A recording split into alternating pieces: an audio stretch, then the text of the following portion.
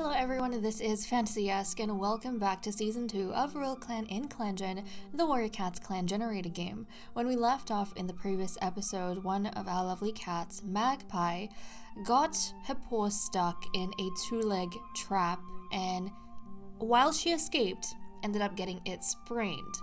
This made me a little bit concerned because this is the second incident she has had in a very short period of time. Before this, she literally fell into a river and got water in her lungs, and it took her a few moons to recover from that.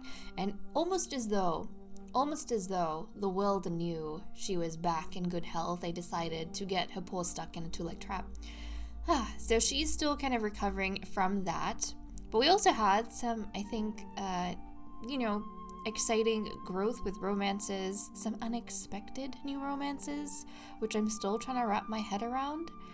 Like the crush that Magpie has on Bear Pelt, and I think Bear Pelt suddenly renewing stuff with like icicle spec, so things have been going on. But let's go ahead and continue with their story. This is the last turn of Leaf Fall, and it is Moon 68. In the Leader's Den, it seems as though we are still in an age of peace with all of our allies. Let's check out our events.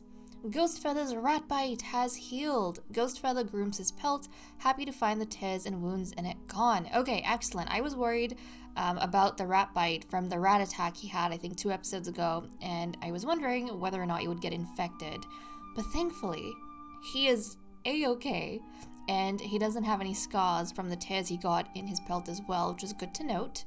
Freezepaw was seen speaking calmly to a cat from Down Clan.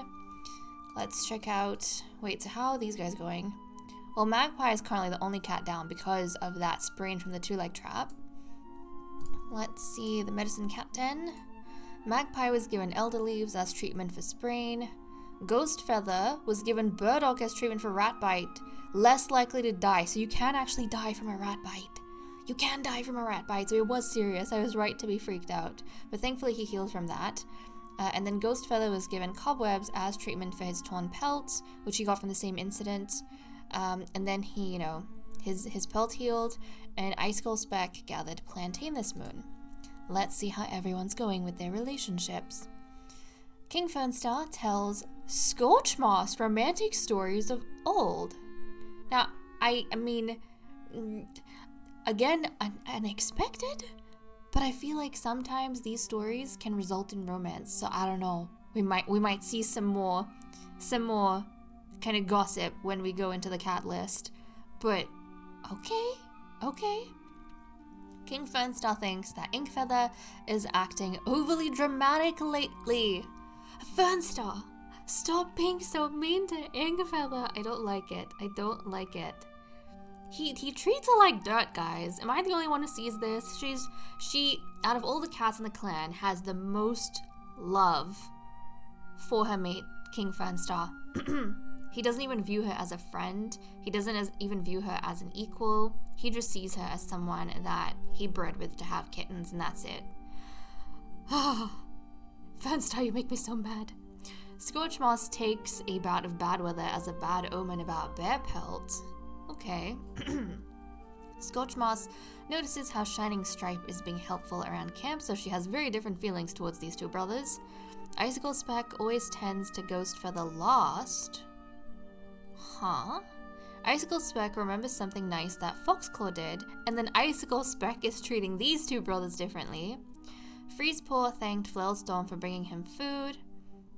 This is actually quite nice and a change of pace because we see Freezepaw spending a lot of time with his mother.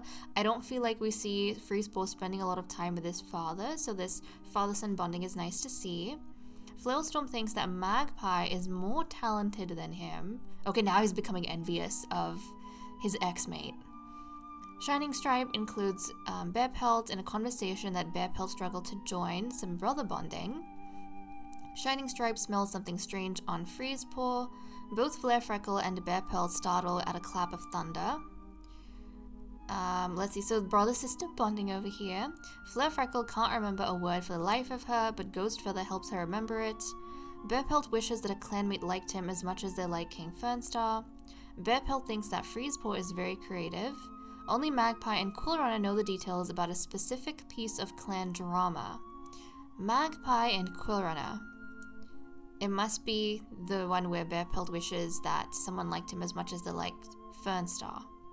Huh. Okay. Magpie, Coolrunner, and Shining Stripe took a sunbath and had a little small talk. Something embarrassing happens to Magpie on a patrol, but her son Freezepaw promises not to tell anyone. That is very sweet of him. I can totally see him covering for his mother and being protective of her. So mother-son bonding. And they have a lot of this frequently, like across every episode. I'm always seeing them together. Inkfeather and Foxclaw work together to make sense of something a clanmate said. Some mother-son bonding here. Inkfeather and Foxclaw bring each other prey. Some more mother-son bonding. Coolrunner is always happy to be around Magpie. And I do know they have a bit of a thing going. And I think we talked about it in one of the previous episodes, why them potentially being together would be kind of good. Like, they would make a good match. You know, they would be good for each other. Frostfade bristles after being scolded by Icicle Speck. And we know that Icicle Speck hates Frostfade. Foxclaw thinks Magpie is very polite. The clan is surprised to see Ghostfeather and Scorchmoss chatting casually over a meal. Freezepaw thinks Inkfeather has a strange sense of humor. Garlic Glow doesn't understand why Magpie is being so rude. Garlic Glow and Frostfade made an elaborate plan to evict a predator from the clan's territory. Garlic Glow, I think, was interacting with Frostfade in the last episode, and I was wondering how Icicle Speck would feel about that, since he is, like, Frostfade is his enemy. And now Garlic Glow is spending even more time with Frostfade. Hopefully this doesn't become a problem between them, like, down the line.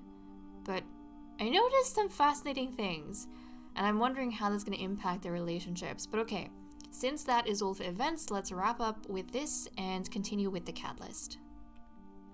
Okay, let's continue with the cat list. A quick reminder on our loyalties over here. In terms of relationships, there were only a couple of things I noticed, and it's something I pointed out at the very beginning of events. So the first one is with King Fernstar, who, guys, has a romance gain with Scorchmoss. Now, I, in my head, was thinking this was a new romance, but actually, he did have like a smidge of feelings for her beforehand, but it was completely one-sided as far as I'm aware. I think for Fernstar, maybe he started spending time with Scorchmoss and, you know, his feelings were kind of getting distracted by her. But this, I feel like, is a bit of an old thing. Like, nothing's happened with that in a long, long time. And then his fascination with her faded. It went away. But it seems as though, after spending some more time with her and telling her some romantic stories, it's been rekindled. And now he has, like, a renewed interest in Scorchmoss. And she's oblivious. So, obviously, whatever, you know, interest he might have had in her beforehand, Scorchmoss never really noticed that. So that was one thing. The next thing I noticed was with Scorchmoss herself. And Scorchmoss, you know, is one of the anti-loyalists. Now, she has had, well, now has a new romance with King Fernstar, which she did not have before. She only had feelings with Flailstorm. She was only in love with Flailstorm. And like I said, she was oblivious to Fernstar and his interest, but I think after hearing some of these romantic stories from Fernstar and, you know, becoming friends with him or being friends with him, she has maybe started to view him in a slightly different light. And maybe part of this is also her kind of giving up hope on Flailstorm that he will learn to appreciate her the way that she's always appreciated him.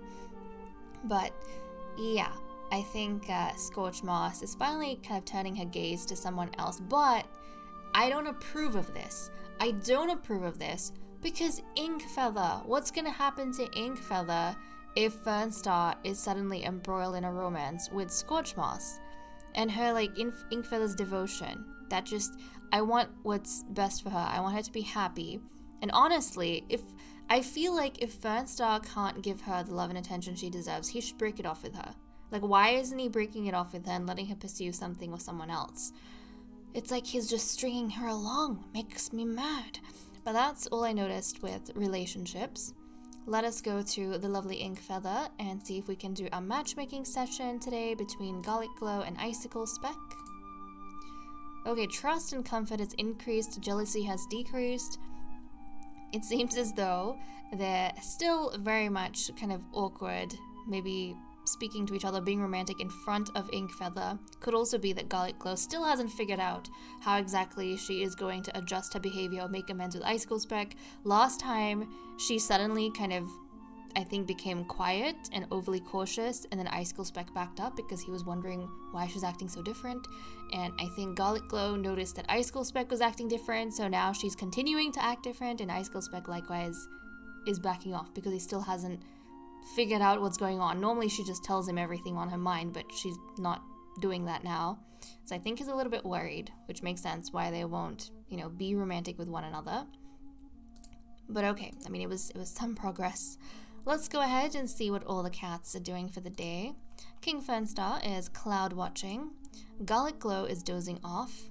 Icicle Speck is tending some growing herbs. Ink Feather saw some wandering two legs today. Shining Stripe is glad it's not so hot out anymore. Fleur Freckle is dozing off. Bear Pelt leaps into a pile of fallen leaves. Magpie pretends to be busy. Cool Runner is wondering just how good at swimming he really is. Frostfade wonders if he could handle King Fernstar's position. Interesting for sure. Frostfade, I don't know if that's ever going to be in your fate, but it is very, very far away because you are very, very young. Foxclaw is not looking forward to the sparse hunting in Leaf Bear. Ghost Feather leaps into a pile of fallen leaves. With who? Who were you in a pile of fallen leaves with? With Bear Pelt! Oh. I guess Ghost Feather and Bear Pelt are like spending some time together. I know Bear Pelt's gonna be happy about that. Freeze Paw can't wait to take a nap later. Scorch Moss is crushing leaves under her paws, so she's helping out at the Medicine Cat Den. And Flail Storm saw a two-leg petting a loner.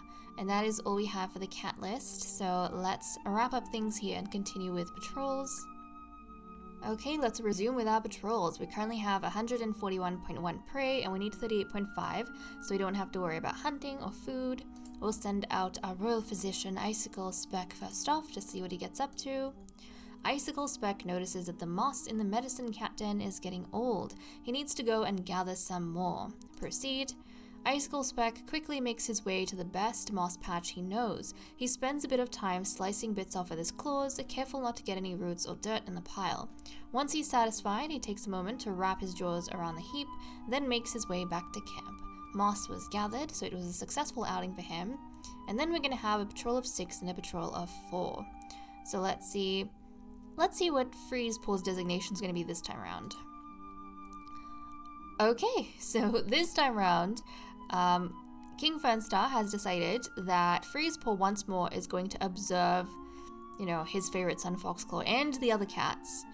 But he's going to be in a bigger, safer sort of patrol. In the early days, he used to send out Freeze Paw on the really small, tiny patrols, which was kind of more dangerous, but I suppose would have given him more exposure. And Freeze Paw had his first patrol with his mentor in the last moon, and they focused on climbing trees, and he learned a lot from that because he was actually paying attention, unlike how he usually is. And I think the king is happy enough with his progress that he is deciding, okay, now you need more exposure. Or not more exposure, you need to observe more cats, but in a safer environment. So okay, we have Freeze Paw, Flare Freckle, Ghost Feather, Shining Stripe, Foxclaw, and Quill Runner in the bigger patrol, so let's see what they get up to. Oh, okay. The patrol stumbles across a large dog wandering through the middle of the clan's territory. Proceed.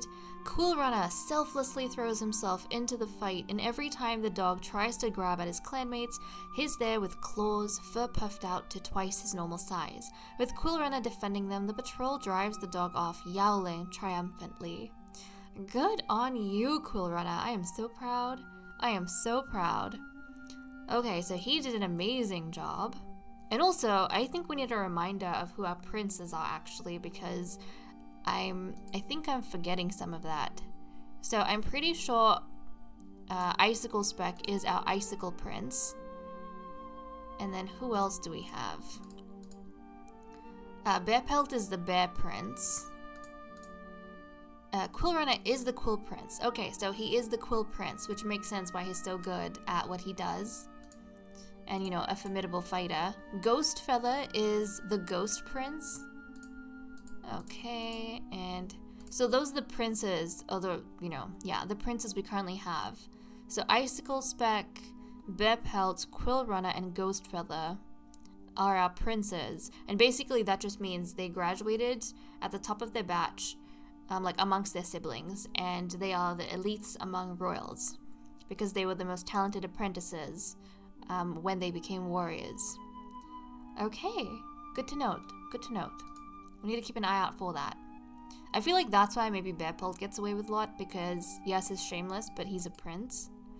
Okay, so in this next patrol we have Frostfade, Bear Pelt, Garlic Glow, and King Fernstar. So let's see what they get up to. There's a spring in their steps as the cats head out. Today looks like a good day for hunting. Proceed. Not only does Frostfade personally catch a terrifying amount of prey, but he offers up support to everyone else to do the same, and the patrol brings a truly awe-inspiring haul home. A huge amount of prey is brought to camp, which is wonderful. Very good to note. And let's have a look. Now we have 203.1 prey. That is a ton. It's been a while since we've been in like the 200s. But okay guys, with that said and done, I'm going to leave off here. I think it was a fairly quick, but a really good episode. We made some progress. We saw some interesting developments between some of the cats, and we managed to get, I think, a really good experience from our patrols, not only with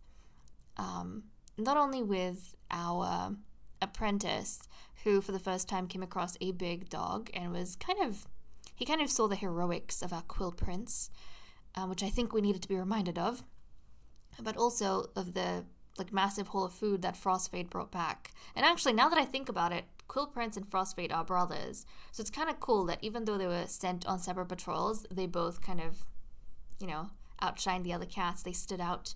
But okay guys, with that said and done, like I said, I'm gonna leave off. Thank you so much for watching. I hope you all enjoyed, and I will see you all next time. Bye bye.